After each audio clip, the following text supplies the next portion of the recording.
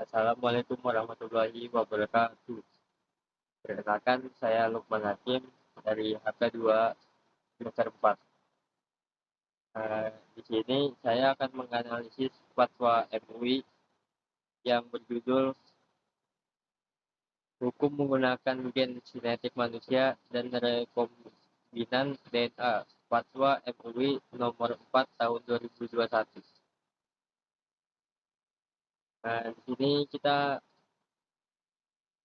pertama akan membahas tentang terapi penyakit kronis kini makin maju. Itu poin pertama.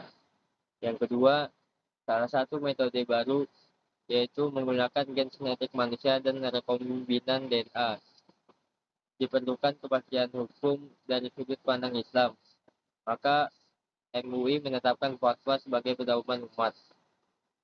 Nah, maksudnya di sini saat ini kan dunia medis berkembang pesat, terutama dalam menangani penyakit kronis. Salah satunya dengan menggunakan gen genetik dan rekombinan DNA. Namun sebagai umat Islam, kita nih perlu tahu apakah gen ini diperbolehkan dalam agama atau dibolehkan. Nah, karena itu MUI ini mengeluarkan fatwa untuk memberikan kita itu kepastian hukum.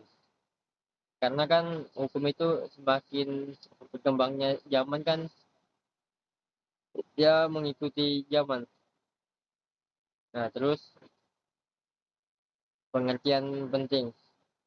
Nah, gen, apa sih gen itu? Gen itu adalah bagian dari DNA yang mewariskan sifat. Terus gen sintetik. Nah, kalau gen sintetik ini gen gen buatan dari urutan DNA secara kimia. Rekombinan DNA. Nah, itu tuh penggabungan dua atau lebih DNA yang berbeda untuk tujuan tertentu. Jadi itu kita harus pahami dulu istilah-istilahnya tadi.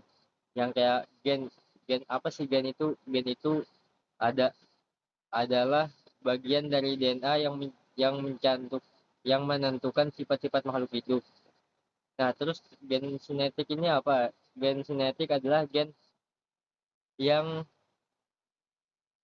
gen yang dibuat secara kimiawi, bukan berasal dari makhluk hidup langsung. Nah, sedangkan rekombinan DNA itu hasil penggabungan DNA dari dua sumber yang berbeda untuk tujuan tertentu. Misalnya itu kayak vaksin atau obat. Terus landasan syariah. Nah, landasannya tuh ada di Al-Quran ya.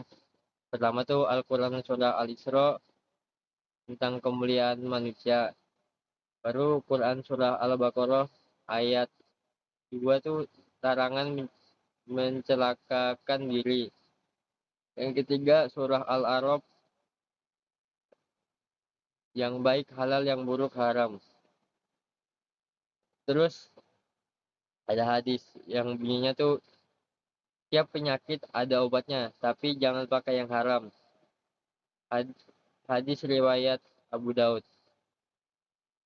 Nah, jadi landasan fatwa ini ditetapkan tuh ada dasar-dasar dari Al-Quran dan hadis. Nah, misalnya yang tadi Quran ini Al-Isra yang menyebutkan manusia itu dimuliakan. Artinya menjaga kesehatan manusia itu penting. Lalu ada ayat larangan mencelakakan diri. Nah, dan ayat-ayat yang membolehkan sesuatu yang haram bila darurat. Dalam hadis juga dijelaskan semua penyakit pasti ada obatnya. Tapi jangan gunakan yang haram. Kalau bisa dihindari. Nah, jadi boleh menggunakan yang haram, tapi kalau bisa tuh dihindari. Ya, utamakan dihindari lah. Terus pendapat ulama dan kaidah fikih. Ya, pertama segala yang bermanfaat boleh, yang membahayakan haram. Nah, terus yang kedua bahaya harus dihilangkan. Ini kaidah umumnya. Terus tentang pendapat ulama. Pendapat ulama boleh pakai bahan najis atau haram untuk obat kalau darurat. dan tidak ada alternatif suci. Nah, para ulama klasik dan kontemporer setuju boleh pakai bahan najis atau haram dalam pengobatan kalau dalam kondisi darurat dan tidak ada alternatif yang suci. Prinsipnya mencegah bahaya lebih utama. Maka selama obat ini tidak membahayakan dan memberi manfaat besar, hukumnya bisa berubah dari haram jadi boleh. Terus itu ketentuan hukum fatwa.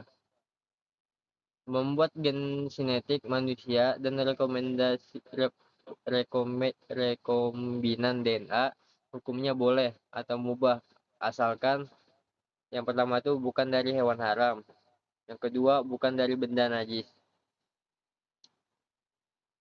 Nah, poin utamanya di sini tuh dia membuat gen genetik manusia dan rekombinan DNA untuk obat dan vaksin itu boleh. Nah, jadi kalau untuk vaksin itu boleh ya, tapi dia harus memenuhi syarat yang dua tadi. Syarat pertama itu tidak boleh berasal dari hewan yang haram dan tidak dari benda najis. Jadi kalau bahan-bahannya halal dan suci, maka pemakaiannya boleh. Nah, terus itu ada rekomendasi MUI. Pertama, pemerintah dan tenaga medis gunakan fatwa ini sebagai pedoman. Negara wajib sediakan obat atau vaksin yang halal. Ketiga, produsen wajib upayakan dan sertifikat kehalalan obat. Masyarakat diimbau gunakan obat yang suci dan halal. Nah, rekomendasi MUI juga kasih arahan praktis.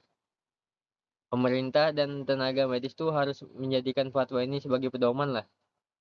Pemerintah juga wajib menjamin ketersediaan obat dan vaksin yang halal. Produsen juga diminta untuk mengupayakan dan mengurus sertifikasi halal.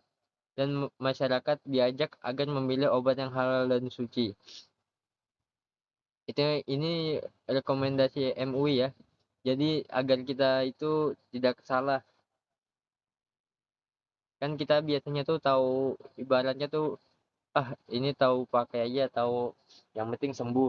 Kita nggak tahu itu apa kandungan yang berada di dalamnya itu. Jadi kalau misalnya ada tulisannya labelnya halal dari pemerintah, kita sebagai orang awam tuh pasti enak lah tinggal pakai aja.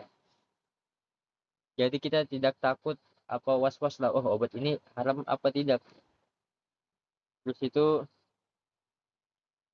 penutup. Yang pertama, ini fatwa ini berlaku sejak diterapkannya tuh tanggal 13 Januari 2021. Bisa diperbarui jika ada perkembangan baru dianjurkan untuk disosialisasikan secara luas. Nah, jadi fatwa ini memang itu ditetapkan pada 13 Januari 2001. Nah, kalau di masa depan tuh ada perkembangan baru, maksudnya ada teknologi baru kah, penyakit-penyakit baru ada penyembunyi yang baru. Nah, itu fatwa ini bisa disesuaikan. Dan terakhir itu MUI minta semua pihak bantu menyebarluaskan fatwa ini agar bisa jadi pedoman bersama. Nah, jadi itu kita disuruh sebarluaskan fatwa ini. Jadi agar orang itu mengetahui, wah, hukum ini berkembang ini gimana sih? Kan di zaman dulu kan enggak ada nih tentang penyakit-penyakit kronis ini. Nah, terus sekarang ada. Jadi hukumnya itu gimana sih? Nah, MUI ini membantu kita untuk mengenal hukum yang terbaru lah, kontemporer. Ini fatwa ini tidak sembarang diambil karena pasti berlandasan dari Al-Quran dan hadis dan ijma para ulama. Nah, jadi pada intinya di sini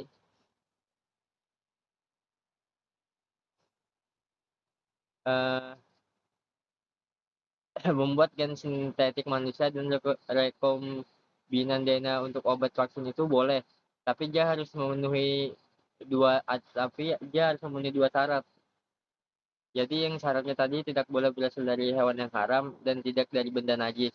Jadi kalau bahan-bahannya halal, suci, maka pemakaiannya boleh. Jadi intinya boleh ya. Eh, Mungkin itu saja yang dapat saya sampaikan. Kurang lebihnya saya mohon maaf. Assalamualaikum warahmatullahi wabarakatuh.